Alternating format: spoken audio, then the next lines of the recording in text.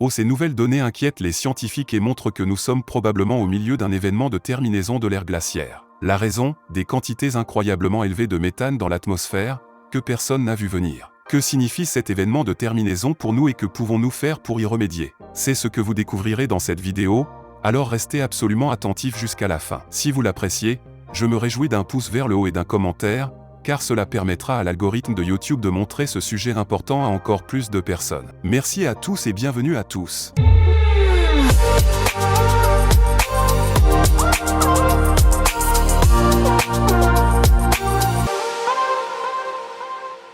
À quoi vous fait penser le terme âge de glace?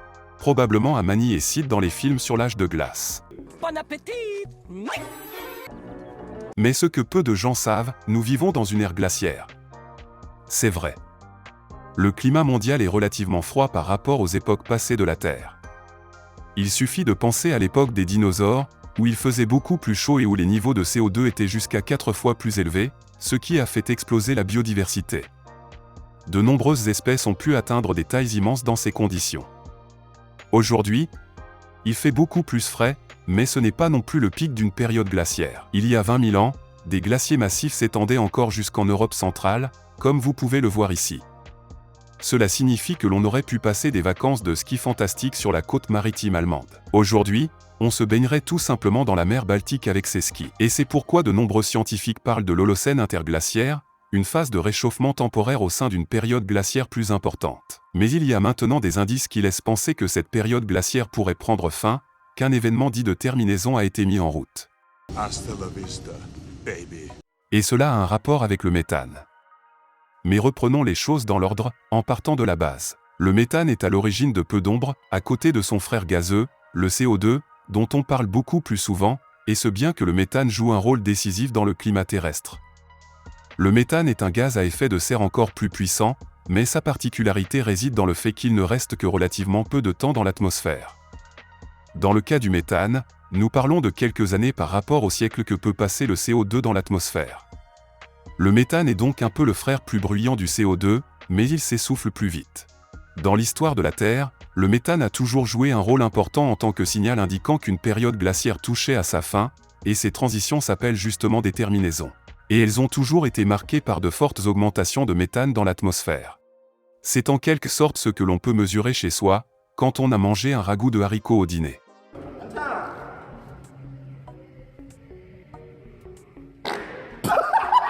Mais ce n'est pas de ces événements terminaux privés dont il est question aujourd'hui, mais de la variante globale. Et on se demande comment on peut vérifier quelles augmentations de quels gaz à effet de serre ont eu lieu dans le passé lointain. Réponse, ces augmentations de méthane sont documentées dans des bulles d'air dans des carottes de glace et les géoscientifiques et climatologues peuvent ainsi dater avec précision le passage d'un monde glacé à un monde plus chaud. Et voilà, regardez cette statistique. Des analyses de données ont montré que les niveaux de méthane augmentent massivement depuis 2006. Cette augmentation actuelle du méthane dans l'atmosphère est identique à celle des événements terminaux passés. Et comme on le dit si bien, quand on voit un oiseau qui marche comme un canard, qui nage comme un canard et qui cancane comme un canard, on appelle cet oiseau un canard. Ce proverbe existe-t-il vraiment? Je n'en suis pas sûr. Mais ce que je veux dire, c'est que si, à cause de l'augmentation du méthane, cela ressemble à un événement de terminaison, alors c'est probablement un canard, un événement de terminaison et là, j'entends déjà certains d'entre vous gémir de résignation. Et c'est encore de notre faute. Pas vrai? Pas nécessairement. Les scientifiques ne sont pas encore certains de la cause exacte, mais il est frappant de constater que la forte augmentation n'a commencé qu'autour de l'année 2006. D'une certaine manière, cela contredit le fait que l'activité humaine soit le principal facteur direct. Regardons à titre de comparaison les émissions mondiales de CO2. Cette courbe augmente massivement depuis le milieu du XXe siècle et, à partir de 2006, nous observons un léger aplatissement, voire une tendance à la formation d'un plateau. Si nous prenons les émissions de CO2 comme indicateur des activités humaines ayant un impact sur le climat, il ne semble pas que cela puisse être le principal facteur de l'augmentation du méthane. Nous savons en outre que les émissions humaines de méthane ont fortement augmenté dans les années 80 avec le développement de l'industrie du gaz naturel, mais qu'elles se sont ensuite stabilisées dès les années 90. De quoi s'agit-il? Qu'est-ce qui fait que la période glaciaire est terminée? Mais le ragoût de haricots? Ewan Nisbet, professeur émérite de géosciences à l'Université de Londres, a publié une étude sur la terminaison actuelle et il dit « Au sein de la terminaison qui dure des milliers d'années, il y a cette phase abrupte qui ne dure que quelques décennies. Pendant cette phase abrupte, le méthane augmente rapidement, et il est probablement alimenté par les zones humides tropicales.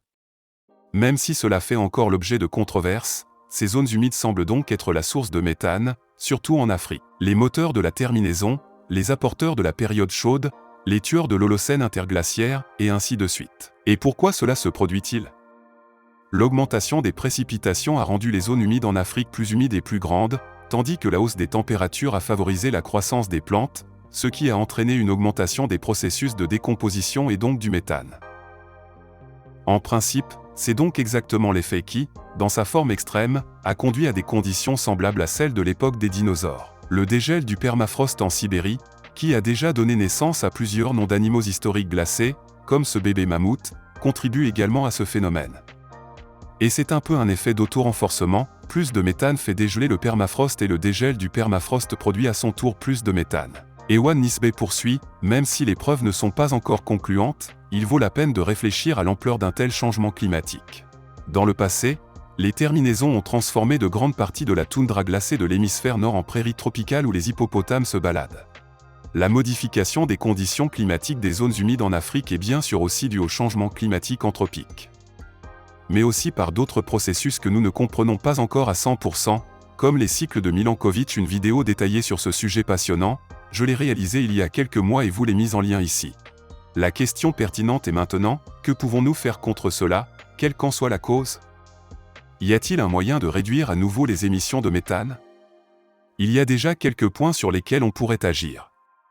Dans l'industrie pétrolière et gazière, il y a souvent des fuites d'où s'échappe du méthane.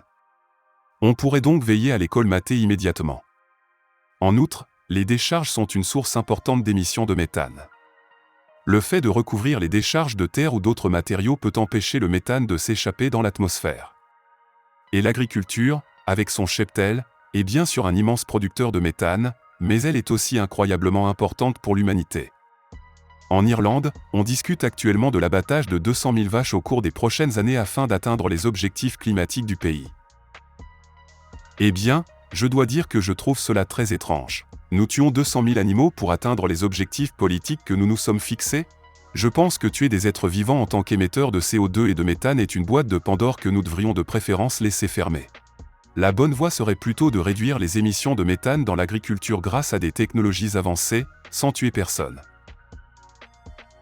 Voyons comment l'événement de termination évolue, je vous tiendrai bien sûr au courant, mais cela n'est possible que si vous êtes abonné à ma chaîne. Et d'après les statistiques de YouTube, je sais que plus de la moitié des spectateurs ne sont pas abonnés à la chaîne. Pourtant, c'est absolument gratuit, cela m'aide énormément et vous ne manquerez plus aucune vidéo galactique. Alors, les gars, appuyez tous sur le bouton d'abonnement.